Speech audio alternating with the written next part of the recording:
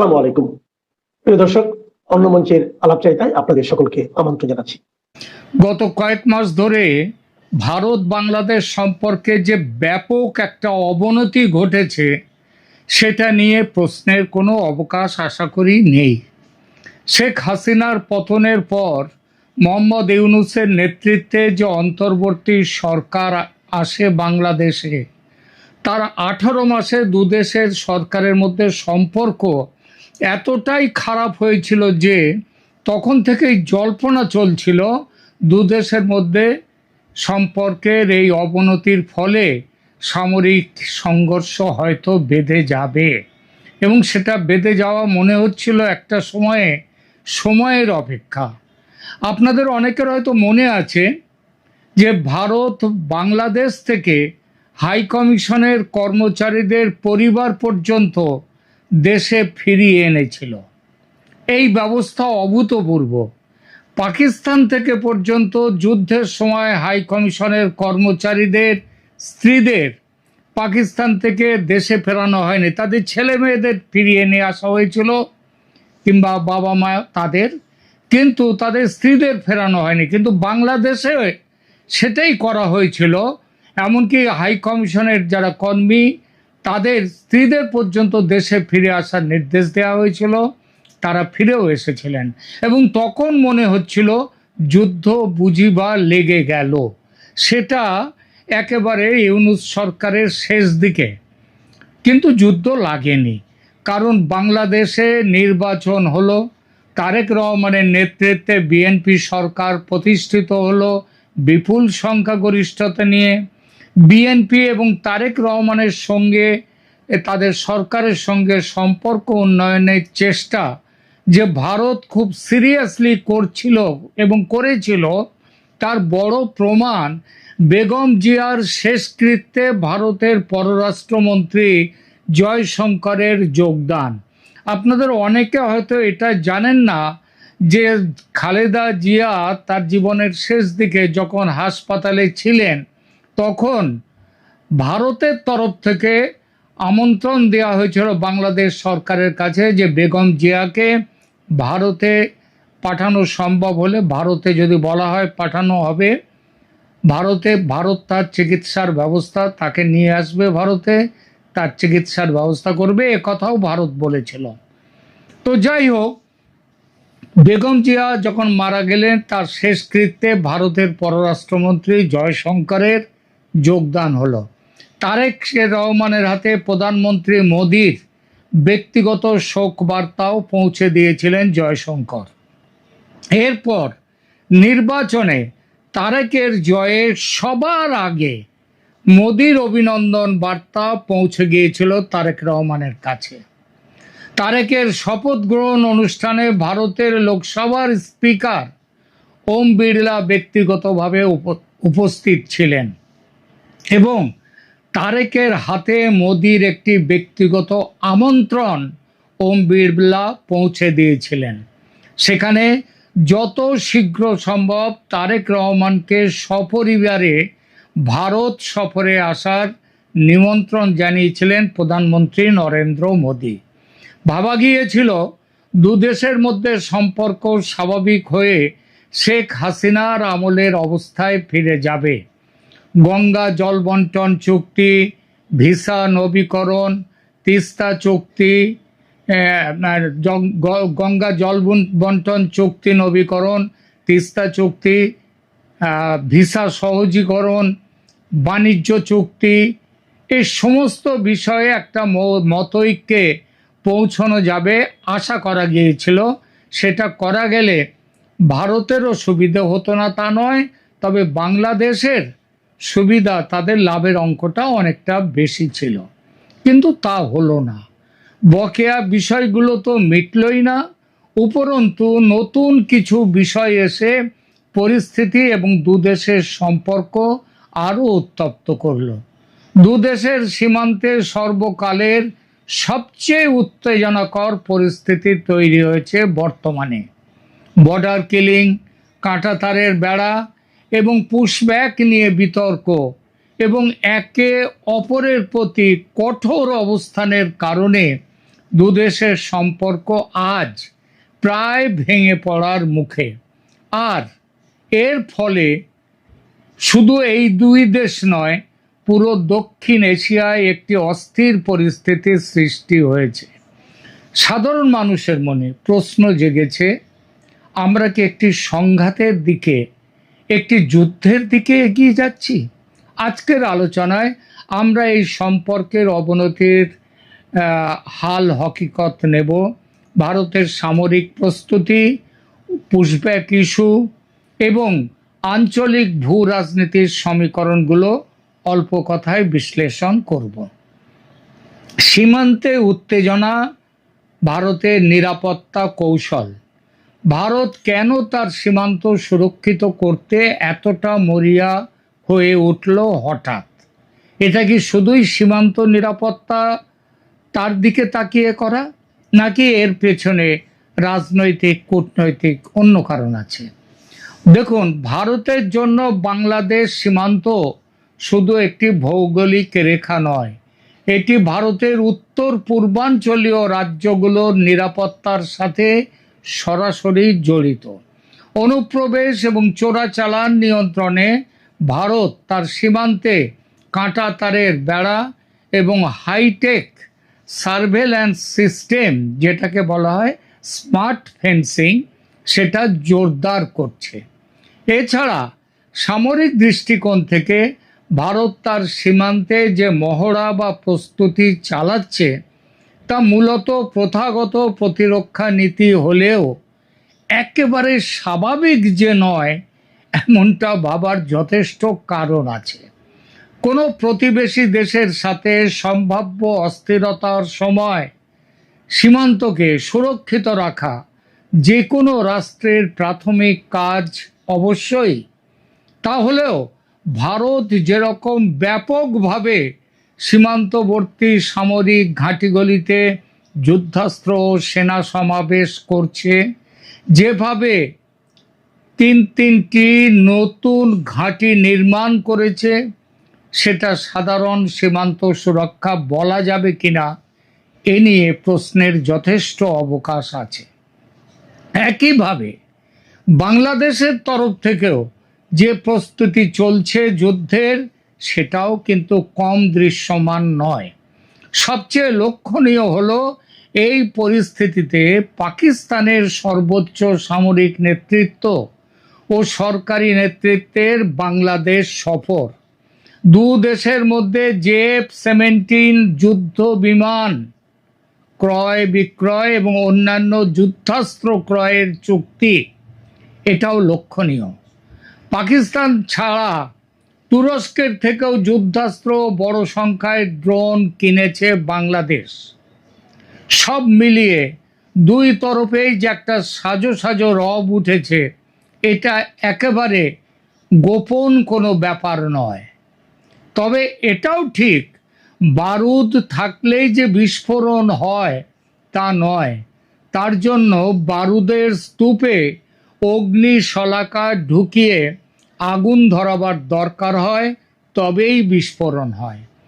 সেই অগ্নিশলাকা হয়ে এসেছে সীমান্তে ভারতের বেড়া তৈরি, বেড়া নির্মাণ এবং ভারত থেকে বিরাট সংখ্যক বাংলাদেশি যারা অবৈধভাবে ভারতে ছিল তাদের বাংলাদেশে ফেরত পাঠানো, যাকে বলা হয় পুশব্যাক বা পুশ ইন।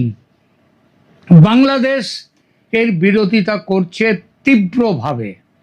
তারা বর্ডার ফেন্সিংয়ের বিরোধিতা করছে, 150 গজের মধ্যে কোনো স্থায়ী নির্মাণ করা যাবে না এই বলে। যদিও 2011 সালের প্রোটোকল এবং 2015 সালের যে ল্যান্ড বাউন্ডারি এগ্রিমেন্ট আছে ভারত বাংলাদেশের মধ্যে, সেখানে 150 গজের কোনো কথা নেই। তো বাংলাদেশ এই যে বিরোধিতাটা করছে সেটা তীব্রভাবে করছে। এমনকি পুশির নিয়েও বাংলাদেশ বিরোধিতা করছে। সমস্যা মেটাতে নয়াদিল্লিতে দুদেশের সীমান্তরক্ষী বাহিনীর মহাপরিচালকদের মধ্যে 8 থেকে 11 জুন ম্যারাথন বৈঠক হলো। সেই বৈঠকের ফলাফল আমি আগেই প্রতিবেদনে জানিয়েছি আপনাদের, একাধিক প্রতিবেদনে, যে ফলাফল শূন্য। এক এক ফোঁটা সমাধান সূত্র আসেনি। দুই পক্ষই নিজেদের অবস্থানে অনড় রয়েছে।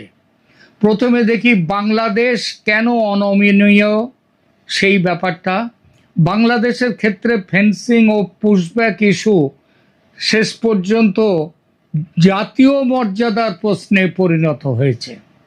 বাংলাদেশ চায় না তার নাগরিকদের জোরপূর্বক ভারত থেকে পুশব্যাক করা হোক। এটি মানবিক অধিকার এবং আন্তর্জাতিক আইনের লঙ্ঘন হিসেবে গণ্য করছে তারা। তারা কিন্তু একবারও বলছে না মুখ ফুটে যে বাংলাদেশের অধিবাসীরা অবৈধভাবে ভারতে নেই এবং তাদেরকে ফেরত পাঠানো হচ্ছে, যাদের তারা বাংলাদেশেরই মানুষ নয়, এ কথা কিন্তু একবারও বলছে না বাংলাদেশ। কিন্তু তারা বলছে যেভাবে ফেরত পাঠানো হচ্ছে এটা আন্তর্জাতিক আইনসম্মত নয়।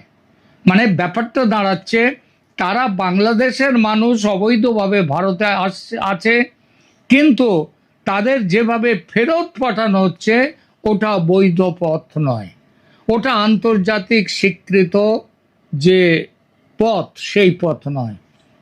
বাংলাদেশ সরকারের অনমনীয়তার কারণ হলো দেশের অভ্যন্তরীণ জনমতকেও গুরুত্ব দেয়া।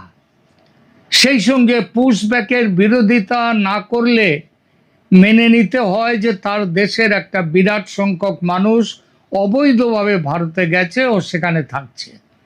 এটা একটা রাষ্ট্র হিসেবে তাদের কাছে লজ্জা ও অপমানের বিষয় যে তারা দেশের মানুষকে খেতে পড়তে দিতে পারছে না বলে তারা বাংলাদেশের মানুষ ভারতে চলে আসছে অবৈধভাবে। এই জন্যই তারা মানতে চাইছে না যে বাংলাদেশিরা বিপুল সংখ্যায় অবৈধভাবে ভারতে আছে। এই বিরাট সংখ্যক মানুষ আবার ফিরে এলে তাদের দেশে একটি তীব্র অর্থনৈতিক সমস্যা তৈরি করবে, সেটা তো বলাই বাহুল্য। তো এটা একটা কারণ। এছাড়া আছে দেশের অভ্যন্তরীণ রাজনীতি, সীমান্তে কঠোর অবস্থান, অনেক সময় অভ্যন্তরীণ রাজনৈতিক স্থিতিশীলতা এবং জাতীয়তাবাদকে উস্কে দেওয়ার জন্যে ব্যবহৃত হয়। বাংলাদেশ এখানে বোঝাতে চাইছে যে তারা ভারতের সাথে সমান মর্যাদার সম্পর্ক চায়, নতজানু হয়ে ছোট ভাই হয়ে সম্পর্ক তৈরি করতে চায় না, একেবারে যমজ ভাই হয়ে থাকতে চায়। তাই একটা কনফ্রন্টেশনের লাইন নিয়েছে। আর ভারতের অবস্থান কেন অনমনীয়, এটাও গভীর ভাবনার বিষয়। আমি ব্যক্তিগতভাবে বহু বছর ধরে সীমান্ত অঞ্চলে ছিলাম। পাকিস্তান আমলে চুরিচামারি করে স্মাগলিং হতো, সেটাও ব্যাপক আকারে ছিল না, কারণ পূর্ব পাকিস্তানের সঙ্গে সীমান্তে দুতরফেই, মানে পূর্ব পাকিস্তান তরফ এবং ভারতের তরফ দুদিকেই কড়া পাহারা ছিল। হিন্দুরা অত্যাচারিত হয়ে ঘরবাড়ি ছেড়ে চোরাপথে ভারতে আসতো, পাকিস্তান বাধা দিত না, আর ভারতও তাদের ভারতে প্রবেশে বাধা দিত না। সুতরাং তারা আসতো বাস্তুহারা হয়ে। মুসলমানরা কিন্তু তখন আসতো না, আসতো হিন্দুরা পাকিস্তান আমলে। এই অবস্থানের পরিবর্তন ঘটে ৭১-এর মুক্তিযুদ্ধে। তখন অন্তত ৮০% হিন্দু ভারতে এলেও ২০% মুসলিমও ভারতে এসেছিল। যুদ্ধ শেষ হওয়ার পর দুদেশের মধ্যে বন্ধুত্বের সম্পর্ক তৈরি হয়। তখন বাংলাদেশ থেকে হিন্দুদের সঙ্গে মুসলমানদের আসাও শুরু হলো, কারণ বাংলাদেশের সাধারণ মুসলমান সেটা সেই ৭১-এর মুক্তিযুদ্ধের পরেও তাদের একটা মানসিকতায় হিন্দু বিরোধী মানসিকতা যে ছিল সেকালে, এবং বেড়েছে, একালে আরও অনেক বেড়েছে, এটাও অস্বীকার করা নয়। মাঝে মাঝে রাজনৈতিক কারণে এই মুসলিমদের আসার সংখ্যা কমেছে বাংলাদেশ থেকে, আবার বেড়েছে, তবে বন্ধ হয়নি। আর শেখ হাসিনার আমলে বাংলাদেশ থেকে হিন্দু যত এসেছে, মুসলমান এসেছে সম্ভবত তার চেয়ে অনেক বেশি। তার কারণ শেখ হাসিনার আমলে হিন্দুদের একটা অন্তত, হ্যাঁ, এখানে যে কোনো ব্যতিক্রম ছিল না তা নয়, ব্যতিক্রম ছিল, যথেষ্ট পরিমাণেই ছিল, তাহলেও হিন্দুদের একটা সুরক্ষার ব্যবস্থা ছিল। কারণটা, আর মুসলমান এসেছে, যে যারা বাংলাদেশ থেকে ভারতে এসছে তারা এসছে অর্থনৈতিক কারণে, কারণ বাংলাদেশে তো তাদের জন্য অন্য কোনো ধর্মীয় কোনো কারণ ছিল না। সুতরাং এই কারণগুলো আর ভেঙে বলার দরকার নেই, আপনারা বোঝেন। এবার দেখা যাক ভারত বাংলাদেশ সম্পর্কের, হ্যাঁ, তারপরে যে কথাটা আসছে যে তাহলে ভারতে তো এতদিন এসেছে তারা, ভারত আপত্তি করেনি, আজকে তাহলে কেন আপত্তি করছে? এর পেছনে অনেক রকম কারণ আছে। কারণ সবচেয়ে বড় যে কারণ সেটা আমার মনে হয় যে বাংলাদেশের সরকার গত দু বছর ধরে যে সরকার এসছে, দুটো সরকার এসছে, তাদের মধ্যে চরম ভারত বিরোধিতা। ইউনূস সরকারের ভারত বিরোধিতাটা প্রকাশ্য ছিল, আর তারেক রহমানের ভারত বিরোধিতা একটা ওই আড়াল রেখে করা হচ্ছে, কিন্তু বিরোধিতা চূড়ান্ত। ভারত তার জন্যেই বাংলাদেশের সাথে এখন একটা বাংলাদেশিদের ফেরত পাঠাবার ব্যবস্থা করেছে। এছাড়া দেশের মধ্যে ভারতেরও অভ্যন্তরীণ রাজনৈতিক কারণ আছে। এবার দেখা যাক ভারত বাংলাদেশ সম্পর্কের অবনতির পেছনে আঞ্চলিক ভূ রাজনীতি, মানে চীন, তুরস্ক, পাকিস্তান, এদের কি ভূমিকা। অনেকেই বলছেন বাংলাদেশ চীন, তুরস্ক বা পাকিস্তানের সাথে মিলে ভারতের বিরুদ্ধে জোট করছে, এবং বাংলাদেশের যে আজকে এই যে যুদ্ধ প্রস্তুতি, নিশ্চয়ই ভারতের পেটের মধ্যে বসে থেকে বাংলাদেশ চীন বা পাকিস্তান বা মায়ানমারের সাথে তাদের সম্পর্ক নিশ্চয়ই যুদ্ধকালীন থাকতে পারে, সামান্য একটু অংশ আছে, কিন্তু মূল প্রশ্ন হচ্ছে বাংলাদেশ যুদ্ধ প্রস্তুতি করছে ভারতের দিকে নজর রেখে। এই যে তার জন্যই পাকিস্তানের সাথে, চীনের সাথে, তুরস্কের সাথে জোট করছে। তো এটা কি সত্যি নাকি ভিত্তিহীন? দেখা যাক, আমরা সেই প্রসঙ্গটাতে আসি। শেখ হাসিনা তার 15 বছরের দীর্ঘ শাসনে চীন, ভারত, এমনকি পাকিস্তানের সঙ্গে সম্পর্কের ক্ষেত্রেও যাকে বলে একটা ব্যালেন্সিং অ্যাক্ট, সেটা ভালোভাবে করে এসেছেন। ভারতের সঙ্গে ভালো সম্পর্ক রেখেছেন, কিন্তু চীনের সঙ্গে বাণিজ্যের সম্পর্ক ভারতের প্রায় 300% বেশি, এটা মনে রাখতে হবে। আবার পাকিস্তানের সঙ্গেও বাংলাদেশের সম্পর্ক যে একেবারে কেটে দিয়েছিলেন শেখ হাসিনা, এমন নয়, কিন্তু হাসিনা জানতেন পাকিস্তানকে একটা দূরত্বে রাখতে হবে, নইলে ভারতের সঙ্গে সম্পর্ক যেমন ভালো থাকবে না, তেমনি বাংলাদেশের জন্মের ইতিহাসের সঙ্গে পাকিস্তানের সম্পর্কটা একটা বৈরী সম্পর্ক। সুতরাং তাদের সাথে সম্পর্ক রেখেছিল শেখ হাসিনার বাংলাদেশ, কিন্তু দূরত্ব রেখে। কিন্তু মোহাম্মদ ইউনূস এবং তারেকের সরকার এই ব্যালেন্সিং একটা জানে না, আর তার জন্যেই ভারতকে দূরে যেতে বাধ্য করেছে। এর সঙ্গে যুক্ত হয়েছে বাংলাদেশে মৌলবাদী রাজনীতি ও মৌলবাদীদের দাপাদাপি। এই দেখুন না, বাংলাদেশে নবনিযুক্ত ভারতের হাই কমিশনার দীনেশ ত্রিবেদী বাংলাদেশে পা দিয়ে তার প্রথম বক্তব্যে খুব আন্তরিকতার সঙ্গে বাংলাদেশের 20 কোটি নাগরিক আর ভারতের 140 কোটি মানুষ, এই মোট 160 কোটি মানুষের একাত্মতা নিয়ে কথা বলেছেন। অথচ এই নিরীহ কথাটিতে তীব্র আপত্তি জানিয়ে জামাত এই বক্তব্যের ব্যাখ্যা দাবি করেছে, যে তাদের মধ্যে ভয়, যে বোধহয় 160 কোটি মানে তাহলে বাংলাদেশকে কি ভারত দখল করে নেবে। একেই বলে ইনফিরিয়রিটি কমপ্লেক্স। যুদ্ধের আবহ যে তৈরি হয়েছে তা এই একটি মন্তব্য থেকে জামাতের সেটা বোঝা যায়।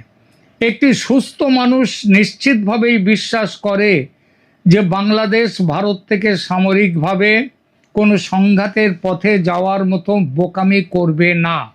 কারণ ভারতের সাথে তাদের বিশাল অর্থনৈতিক এবং ভৌগোলিক নির্ভরতা রয়েছে। তাদের অবস্থানের ফারাক আছে অর্থনৈতিক দিকে, ভৌগোলিক দিকে, সামরিক দিকে, সব দিকে। আর যুদ্ধ যুদ্ধ বাঁধলে চীন বা তুরস্ক সরাসরি বাংলাদেশের পাশে এসে দাঁড়িয়ে যাবে যুদ্ধ করতে, এমন বিশ্বাস শুধু পাগলরাই করতে পারে। তেমন সময় এলে পাকিস্তানও দেখবেন বাংলাদেশের পাশে দাঁড়াবে না।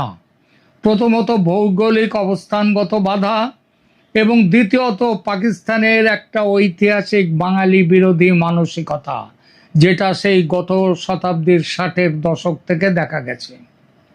71-এ পাকিস্তানিরা বাঙালিদের তাদের চেয়ে ইতর শ্রেণীর মানুষ, খারাপ শ্রেণীর মানুষ মনে করত, আজও তাই মনে করে। তারা চায় বাংলাদেশের ধ্বংস ঘটিয়ে 71-এর অপমানের শোধ তুলতে। তারা সেটাই করছে ও করবে, তবে বাংলাদেশের বন্ধু সেজে করছে। মহাভারতের শকুনির ভূমিকা মনে রাখবেন এক্ষেত্রে। অবিশ্বাসের দেয়াল, গত 2 বছরে রাজনৈতিক পট পরিবর্তন, নদী জলের হিস্সা নিয়ে মতপার্থক্য, বাংলাদেশের শাসকদের অপরিণামদর্শী মন্তব্য, ভারত বিরোধী বক্তব্য, ভারতের উত্তর পূর্ব রাজ্যগুলোকে ভারত থেকে বিচ্ছিন্ন করার বক্তব্য, পশ্চিমবঙ্গকে নিয়ে একটি ইসলামিক বাংলাদেশ গঠনের বক্তব্য, এসব বক্তব্য সামনাসামনি হয়েছে। এছাড়া সীমান্ত হত্যা, সীমান্ত ফেন্সিং, পুশব্যাকের মতো ঘটনাগুলো দু দেশের মধ্যে তীব্র বিরোধ সৃষ্টি করেছে। বাংলাদেশের মিডিয়ায় ভারতকে নিয়ে একপাক্ষিক প্রচার, বাংলাদেশের মানুষের মনে এক নাগাড়ে ভারত বিরোধী অপপ্রচার, এবং বাংলাদেশের সোশ্যাল মিডিয়ায় এবং মেন স্ট্রিম মিডিয়াতেও ভারত বিরোধী প্রচারণা পরিস্থিতিকে আরও বিষিয়ে তুলছে। সবচেয়ে বড় সমস্যা হলো উচ্চ পর্যায়ের কূটনৈতিক যোগাযোগের অভাব, যার জন্যেই সমস্যা কমার বদলে ক্রমশ বাড়ছে। যখন দু দেশের মধ্যে আলোচনা বন্ধ হয়ে যায়, তখন গুজব এবং অবিশ্বাস কূটনীতির জায়গা দখল করে নেয়। তারেক রহমানের উচিত অকারণ সংঘাতের রাস্তা ছেড়ে আলোচনায় বসা এবং অনতি বিলম্বে। কিন্তু চীন পাকিস্তানের প্রত্যক্ষ চাপে এবং আমেরিকার পরোক্ষ চাপে বাংলাদেশ বন্ধুত্ব সহযোগিতার পথ ছেড়ে সংঘাতের পথ নিয়েছে ভারতের বিরুদ্ধে। আর এই পথ যদি শেষ পর্যন্ত যুদ্ধের দরজায় গিয়ে পৌঁছয়, সেটা খুব একটা অস্বাভাবিক মনে হয় না। পরিশেষে বলতে হয়, যুদ্ধের সম্ভাবনা বাস্তব। এমন অবস্থার পরিবর্তন না হলে বারুদের স্তূপে আগুনের ফুলকি যে কোনো মুহূর্তে এসে বিস্ফোরণ ঘটাতে পারে। আর বিস্ফোরণ হলে পরিণতি যে ভয়ঙ্কর সেটা বলতে হবে না। দক্ষিণ এশিয়ার বাস্তবতা হলো ভারত ও বাংলাদেশ একে অপরের পরিপূরক। যুদ্ধ দুই দেশের অর্থনীতির জন্য বর্তমান উত্তেজনা সামরিক সংঘাত নয়, বরং এক ধরনের কূটনীতি ও অহংবোধের যুদ্ধ। এটি সমাধানের জন্য প্রয়োজন দুই দেশের নীতি নির্ধারকদের মধ্যে খোলামেলা আলোচনা।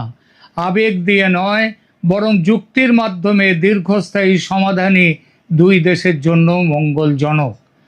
আপনাদের কি মনে হয় আমাদের কমেন্টে জানান। প্রিয় দর্শক, আপনি কি মনে করেন যে বর্তমান কূটনৈতিক অচলাবস্থা কাটানোর জন্য দুই দেশের উচিত দ্বিপক্ষীয় আলোচনার মাধ্যমেই এটি সমাধান করা যায়? কমেন্ট করে জানান। আর এই ধরনের গভীর অনুসন্ধানমূলক আলোচনা পেতে সাবস্ক্রাইব করুন।